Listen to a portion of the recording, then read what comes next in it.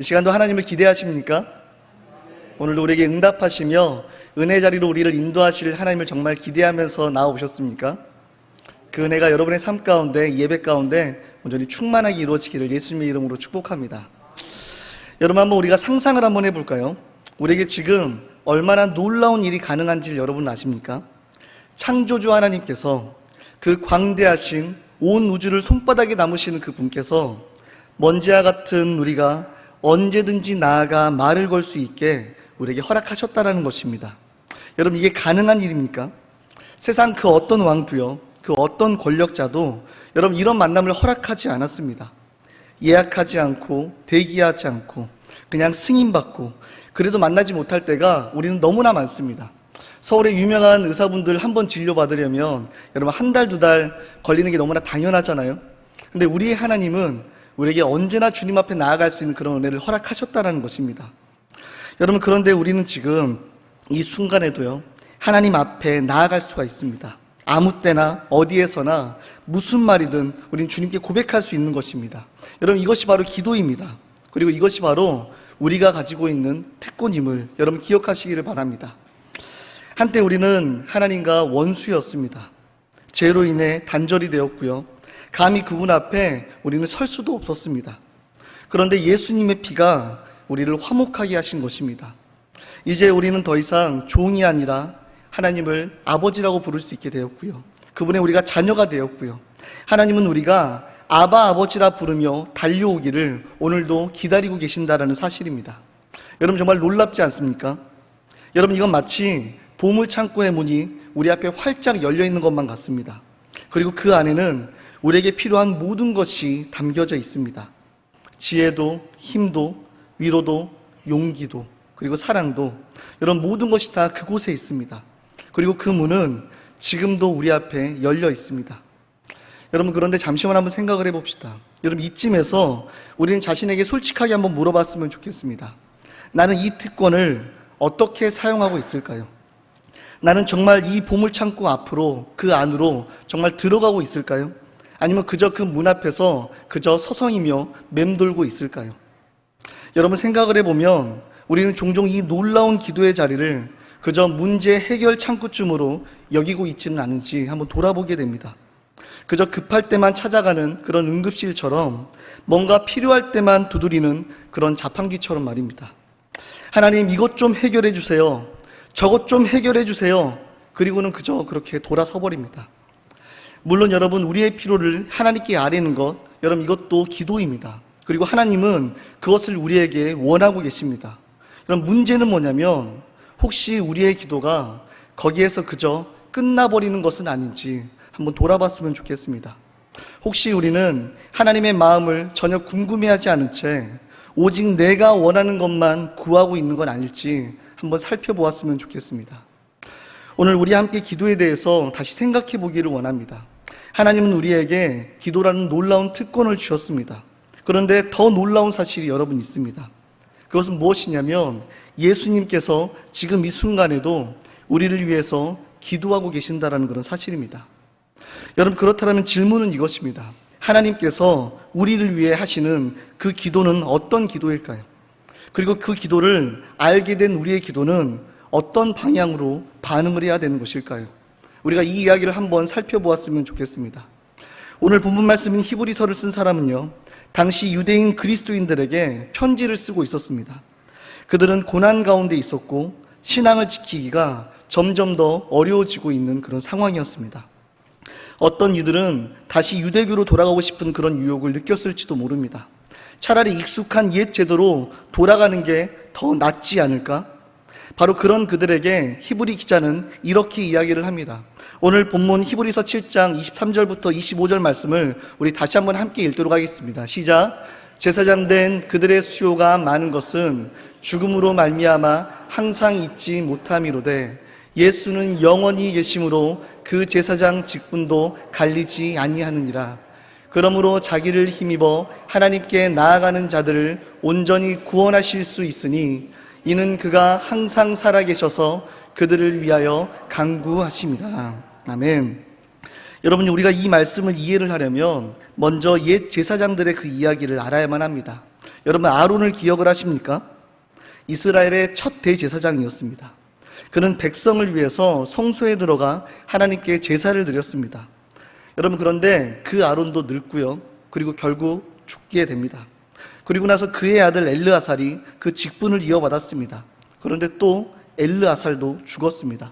그래서 그 이후에 비느하스가, 그리고 또 그 이후에 그가 죽게 됩니다. 여러분, 이렇게 계속 반복이 됩니다. 새로운 제사장이 세워지면 또 죽고요. 또 다른 제사장이 세워지면 또 죽고요. 여러분, 끊임없이 반복을 하고 있었습니다. 게다가 그들도 죄인이었기 때문에 자기 자신을 위한 그런 제사를 드려야만 했습니다. 여러분, 그들은 불완전했습니다. 그래서 그들의 그런 불완전함 때문에 때로는 하나님과 단절된 삶을 살 때도 있었습니다. 여러분, 그게 지금까지 그들의 역사였습니다. 여러분, 그랬던 그들에게 히브리서 기자는 예수님에 대해서 말하기 시작을 합니다. 여러분, 예수님은 다릅니다. 그분은 부활하셨습니다. 죽음을 이기셨습니다. 그리고 영원히 살아계십니다. 그분은 제사장직은 결코 다른 사람에게 넘어가지 않습니다. 결코 단절이 없습니다.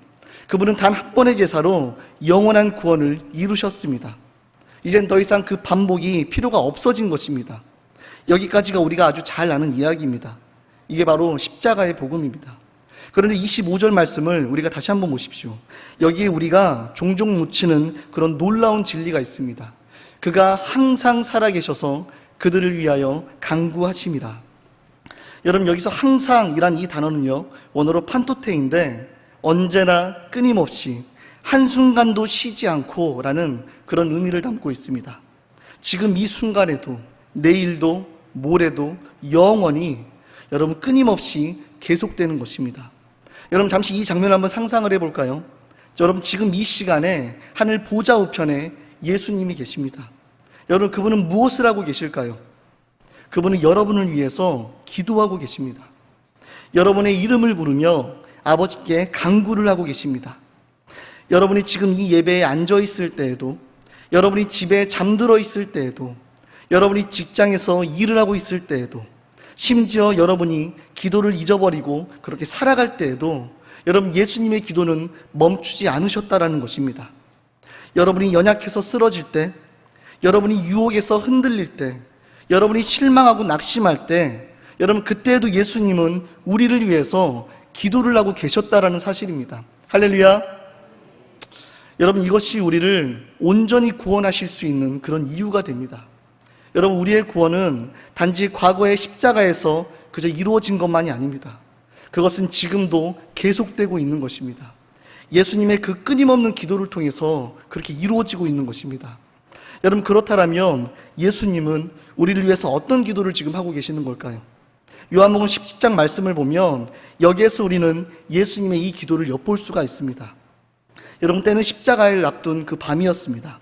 마지막 만찬을 마치시고요, 제자들과 함께 겟세마네 동산으로 가기 바로 직전 예수님은 마지막으로 하늘을 우러러 여러분 조용히 기도를 하셨습니다. 아버지여, 때가 이르렀나이다. 여러분, 이 기도는 예수님의 마음 바로 그 자체였습니다. 여러분, 그분은 곧 제자들을 떠나셔야만 했습니다. 그들을 세상에 홀로 남겨두고 가셔야만 했습니다. 여러분, 제자들을 한번 생각해 보시기를 바랍니다. 베드로는 열정은 넘쳤지만 너무나 충동적이었습니다. 조금 있으면 그는 예수님을 3번 부인할 것입니다. 요한과 야고보는요, 아직 너무나 어렸습니다. 누가 높은지를 다투고 있었고요, 예수님의 좌우편에 앉기를 원했습니다. 그리고 또한 도마는 의심이 너무나 많았습니다. 보지 않으면 믿지 못하는 바로 그런 사람이었습니다. 여러분, 그들은 너무나 불완전했습니다. 너무나 연약했습니다. 곧 다 뿔뿔이 흩어질 것이었습니다. 예수님은 그 모든 사실을 다 알고 계셨습니다. 그런데 예수님은 그들의 부족함을 꾸짖지 않으셨습니다. 그리고 대신 그들을 위해서 기도하셨습니다. 마치 자녀를 떠나보내는 그런 아버지가 마지막으로 축복을 하듯 예수님은 그들 하나하나를 아버지께 의탁하셨습니다. 여러분, 요한복음 17장 9절 말씀을 보면 내가 비옵는 것은 세상을 위함이 아니요 내게 주신 자들을 위함이니이다. 여러분, 그런데 놀라운 것은요, 예수님의 기도가 거기에서 멈추지 않았다라는 사실입니다. 20절 말씀을 보면 내가 비옵는 것은 이 사람들만 위함이 아니요 또 그들의 말로 말미암아 나를 믿는 사람들도 위함이니. 여러분, 이 말씀을 들으면 소름 돋지 않으십니까? 2000년 전 그날 밤 십자가를 앞두고 계신 그 예수님은요, 이미 여러분들을 위해서 기도하고 계셨다라는 그런 사실입니다. 여러분을 생각하고 계셨다라는 것입니다. 아직 태어나지도 않은, 이름도 모르는 그런 우리를 위해서 여러분, 예수님은 기도를 하고 계셨다라는 것입니다. 그리고 그 기도는 지금도 계속되고 있습니다. 예수님은 무엇을 기도를 하셨을까요? 기도 내용을 자세히 들어보면요, 아버지여 저희도 우리와 같이 하나가 되게 하옵소서. 아멘. 예수님은 우리가 하나님과 하나 되기를, 그리고 서로가 하나 되기를 그렇게 기도를 하고 계셨습니다. 단순한 외적인 그런 연합이 아니었습니다. 사랑 안에서의 그런 깊은 일치를 말씀을 하고 계시는 겁니다. 저희를 진리로 거룩하게 하옵소서. 아버지의 말씀은 진리니이다. 예수님은 우리가 진리 안에서 성장하고 변화되기를 기도하십니다. 세상의 거짓과 혼란 속에서 하나님의 진리로 거룩해지기를 원하십니다. 내가 비옵는 것은 그들을 세상에서 데려가시기 위함이 아니요 다만 낙에서 보전하시기를 위함이니이다. 예수님은 우리가 세상을 피해 도망치기를 원하지 않으셨습니다. 오히려 세상 속에서 하나님의 보호하심 가운데 담대히 살아가기를 기도하셨던 것입니다. 지금 이 순간에도 예수님은 여러분들을 위해서 이렇게 기도를 하고 계십니다. 아버지, 저 사람이 오늘도 아버지를 알게 하여 주시옵소서. 저 사람이 세상의 유혹에서도 보호되게 하여 주시옵소서. 저 사람이 아버지와 하나 되게 하여 주시옵소서. 저 사람이 진리 안에서 자라가게 하여 주시옵소서. 저 사람이 사랑 안에서 형제 자매들과 하나가 되게 하여 주시옵소서. 여러분, 이것이 여러분들을 위한 예수님의 기도입니다. 그리고 이것이 하나님의 마음임을 여러분 기억하시기를 바랍니다. 예수님은 이 놀라운 기도 앞에서 이제 우리 자신을 한번 돌아보기를 원합니다. 나는 지금 무엇을 위해 기도하고 있을까요? 매일 아침 눈을 뜨고 무릎을 꿇을 때 내 입에서 가장 먼저 나오는 말은 무엇일까요? 여러분, 솔직하게 돌아봅시다. 하나님, 제 건강 지켜주세요. 이번 시험에 합격하게 해주세요. 제 사업이 잘 되게 해주세요. 제 자녀가 좋은 학교에 들어가게 해주세요. 이 문제 좀 해결해 주세요. 여러분, 대부분 다 이런 기도가 아닐까요? 여러분, 오해하지 마시기를 바랍니다. 이런 기도가 잘못되었다라고 말을 하는 것이 아닙니다. 하나님은 우리의 필요를 아시고 우리가 그것을 구하기를 원하십니다. 문제는 우리의 기도가 오직 여기에서만 맴돌 때입니다. 여러분, 생각해 보시기 바랍니다. 예수님은 우리를 위해서 무엇을 위해 기도하셨습니까? 건강을 구하셨습니까? 여러분, 아닙니다. 여러분, 성공을 구하셨습니까? 아닙니다. 편안한 삶을 구하셨습니까? 여러분, 아닙니다. 여러분, 그분은 우리가 하나님을 알고 하나님과 하나 되며 진리 안에서 거룩해지기를 기도하고 계셨던 것입니다. 여러분, 이것이 하나님의 우선순위였습니다. 여러분, 바울의 기도를 들어보시기를 바랍니다. 그는 골로새 교회를 위해서 이렇게 기도를 했습니다. 골로새 1장 9절부터 10절 말씀을 보면, 이로써 우리도 듣던 날부터 너희를 위하여 기도하기를 그치지 아니하고 구하노니 너희로 하여금 모든 신령한 지혜와 총명에 하나님의 뜻을 아는 것으로 채우게 하시고 주께 합당하게 행하여 범사에 기쁘시게 하고 모든 선한 일에 열매를 맺게 하시며 하나님을 아는 것에 자라게 하시고. 여러분, 바울은 그들이 문제없이 살기를 기도하지 않았습니다. 그들은 하나님을 알고 그분을 기쁘시게 하며 열매 맺는 삶을 살기를 바울은 그들을 향해서 기도하고 있었던 것입니다. 에베소서에서도 마찬가지입니다. 에베소서 1장 17절부터 18절 말씀을 우리가 함께 읽겠습니다. 시작. 우리 주 예수 그리스도의 하나님,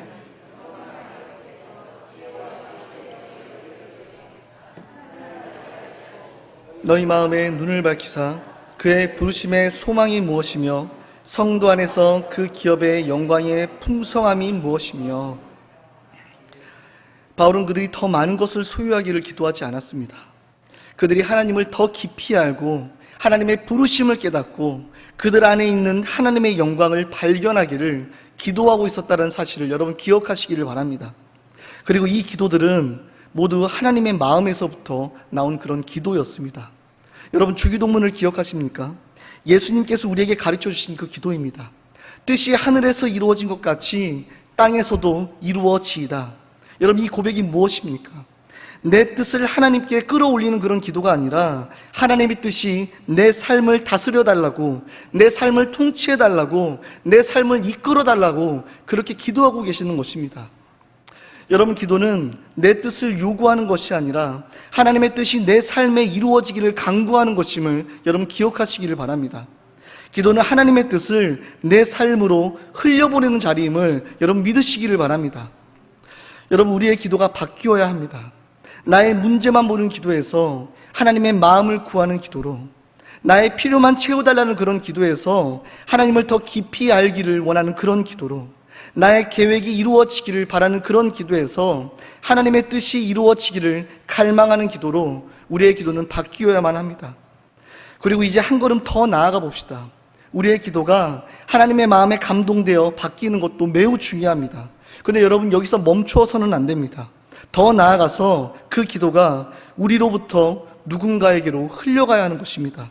여러분, 모세 이야기를 아십니까? 금송아지 사건이 있었습니다. 모세가 시내산에서 십계명을 받는 동안에 이스라엘 백성은 산 아래에서 금송아지를 만들고 그를 숭배했습니다. 여러분, 하나님을 배반한 것입니다. 하나님은 진노했습니다. 저들을 멸하고 너로 큰 나라를 이루리라. 여러분, 그때 모세가 무릎을 꿇었습니다. 그리고 이렇게 기도를 했습니다.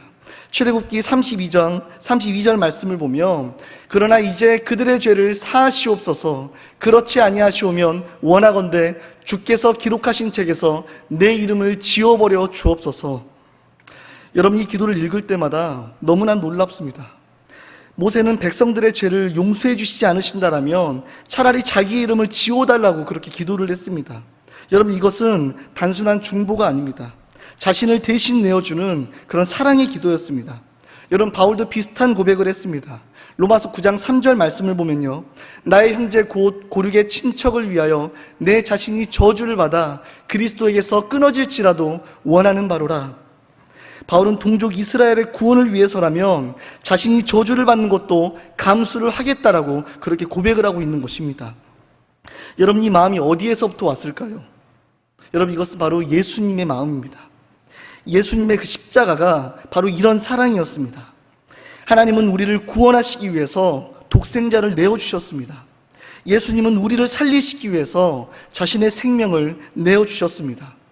모세도, 바울도, 그리고 성경의 많은 믿음의 선진들도 그 하나님의 마음을 알았던 것입니다. 그리고 지금도 예수님은 우리를 위해서 쉬지 않고 이렇게 기도를 하고 계십니다. 그리고 그 기도는 단지 우리만을 위한 것이 아니라 우리를 통해 다른 사람에게로 흘러가기를 원하는 그런 기도라는 사실을 여러분 기억하시기를 바랍니다. 그러나 이런 질문이 들 수는 있습니다. 그런데 저는 제 문제만으로도 너무나 버겁습니다. 제 기도 제목도 산더미인데 어떻게 다른 사람까지 내가 기도를 할 수가 있습니까? 여러분, 이런 질문 이해를 합니다. 우리 모두 다 그런 때가 있습니다. 그런데 여러분, 신기한 일이 일어납니다. 하나님의 기도에 감동된 사람은 여러분 그 기도가 자연스럽게 다른 사람에게 흘러가게 된다는 것입니다. 왜냐하면 사랑은 본질적으로 흘러가는 것이기 때문입니다. 여러분, 파이프를 생각해 보십시오. 물이 흘러 들어오면 여러분 그 물은요 자연스럽게 흘러갑니다. 아무리 막으려고 해도 그 물은 그냥 흘러갑니다. 여러분, 수도꼭지를 틀어놓고 한번 손으로 막아보신 적이 있으십니까? 여러분, 조금만 지나면 아마 난리가 납니다. 여러분, 사랑도 마찬가지입니다. 하나님의 사랑을 받은 사람은요 그 사랑을 나누지 않고서는 여러분 견딜 수가 없는 것입니다. 여러분, 기도는 단지 우리의 문제를 해결하기 위해서가 아닙니다. 하나님의 마음을 누군가에게 전하는 그런 사랑의 행위입니다. 그리고 그 기도는 누군가의 삶을 바꾸는 하나님의 도구가 된다는 사실을 여러분 기억하시기를 바랍니다. 여러분, 질문을 해볼까요? 여러분, 지금 누구를 위해서 기도를 하고 계십니까? 여러분의 기도 제목 중에서 다른 사람을 위한 기도가 몇 개나 되시나요? 혹시 여러분의 기도가 오직 나와 내 가족만을 위한 그런 기도로 채워져 있지는 않으십니까? 예수님은 원수를 위해서도 기도하라고 말씀을 하셨습니다. 그분은 십자가에서 자신을 못 박는 사람들을 위해서도 기도를 하셨습니다. 아버지여, 저들을 용서하여 주시옵소서. 그들이 하는 것을 알지 못함이니이다. 여러분, 이것이 하나님의 마음입니다. 그리고 이 마음이 우리 안에서도 있어야 하는 것입니다. 하나님은 지금도 우리를 위해서 기도를 하십니다. 그리고 그 기도는 우리의 삶을 하나님의 사랑과 뜻 안으로 이끄시는 그런 기도입니다. 이 하나님의 마음을 느끼게 될 때 우리는 마지못해서 기도의 방향을 바꾸는 것이 아니라 감동으로 그 기도에 동참하고 싶어진다는 사실을 여러분 기억하시기를 바랍니다. 여러분, 기도가 바뀌는 순간이 언제일까요? 바로 하나님의 마음이 느껴지는 그 순간입니다. 그 마음은 외롭고 지친 자녀를 향한 눈물의 기도입니다. 진리를 떠날까봐 염려하는 그런 간절한 기도입니다. 아직 돌아오지 않는 자를 위한 오래 참는 그런 기도입니다. 그리고 우리가 그 하나님의 마음을 알 때 우리는 그 기도에 감동이 되고 그 기도에 반응하게 될 것을 여러분 믿으시기를 바랍니다. 잠시 조용히 묵상을 해볼까요? 예수님께서 지금 이 순간에 여러분을 위해서 기도를 하고 계십니다. 기도를 한번 들어보시기를 바랍니다. 아버지, 저 사람이 오늘도 당신을 알게 하여 주옵소서. 저 사람이 세상의 유혹에서 보호되게 하여 주옵소서. 저 사람이 나와 하나 되게 하여 주옵소서. 저 사람이 진리 안에서 자라게 하여 주옵소서. 이것이 지금 여러분을 위한 예수님의 기도입니다. 그 기도를 들을 때 우리는 감동하지 않을 수가 없습니다. 그 기도에 반응하지 않을 수가 없습니다. 그리고 너무나 자연스럽게 우리의 기도도 바뀌기 시작을 합니다. 하나님, 저도 당신을 더 알기를 원합니다. 하나님, 저도 당신과 하나 되기를 원합니다. 하나님, 저도 진리 안에서 자라기를 원합니다. 하나님, 당신의 마음을 저에게도 주시옵소서. 그리고 그 기도는 거기서 멈추지 않고 다른 사람에게로 흘러갑니다. 하나님, 제 옆에 있는 이 사람도 당신을 알게 하여 주옵소서. 이 사람도 당신과 하나 되게 하여 주시옵소서. 이 사람도 진리 안에서 자라게 하여 주시옵소서. 여러분, 이것이 기도의 방향이 바뀌는 순간입니다. 이것은 억지로 만들어지는 것이 아니라 하나님의 마음에 감동이 될 때 자연스럽게 흘러나오는 기도라는 것을 여러분 기억하시기를 바랍니다. 우리는 무엇을 더 해야 한다는 그런 부담감을 가질 필요는 없습니다. 다만 하나님의 마음을 느끼기만 하면 됩니다. 그 마음을 느낄 때 우리의 기도도 저절로 바뀌게 됩니다. 우리의 시선이 저절로 다른 사람들에게 향하게 될 것입니다. 히브리서 기자가 말한 것처럼 예수님은 항상 살아계셔서 우리를 위해서 간구를 하십니다. 그리고 그 기도는 지금도 계속되고 있습니다. 그 기도는 멈추지 않습니다. 그리고 그 기도에 감동된 사람은요, 이젠 누군가를 위해서 기도하기 시작을 합니다. 그것이 하나님의 마음이 우리를 통해서 흘러가는 순간임을 여러분 기억하시기를 바랍니다. 사랑하는 성도 여러분, 이제 말씀을 정리하도록 하겠습니다. 오늘 우리는 놀라운 진리 앞에 섰습니다. 예수님은 지금 이 순간에도 우리를 위해 기도하고 계신다라는 사실입니다. 그분의 기도는 단지 우리의 문제를 해결해 달라는 그런 기도가 아니라 우리가 하나님을 알고 하나님과 하나 되며 진리 안에서 성장하기를 바라시는 그런 기도입니다. 여러분, 이 기도는 바로 하나님의 마음입니다. 그리고 이 마음이 우리 안에서도 있기를 소망을 합니다. 오늘부터 우리의 기도가 달라지기를 원합니다. 왜냐하면 이제 우리는 지금도 우리를 위해 기도하시는 예수님의 마음을 알았기 때문입니다. 우리의 기도는 더 이상 나만을 위한 그런 기도가 아니라 하나님의 마음을 구하는 기도가 될 것입니다. 우리의 기도는 더 이상 나의 필요만을 채우는 그런 기도가 아니라 하나님의 뜻이 이루어지기를 갈망하는 기도가 될 것입니다. 우리의 기도는 더 이상 나에게만 머무는 그런 기도가 아니라 다른 사람에게로 흘러가는 기도가 될 것입니다. 여러분, 이것이 우리의 노력으로 되는 것이 아닙니다. 여러분, 이것은 바로 하나님의 은혜입니다. 하나님의 마음이 우리 안에 부어질 때 우리의 기도는 자연스럽게 바뀌게 될 것입니다.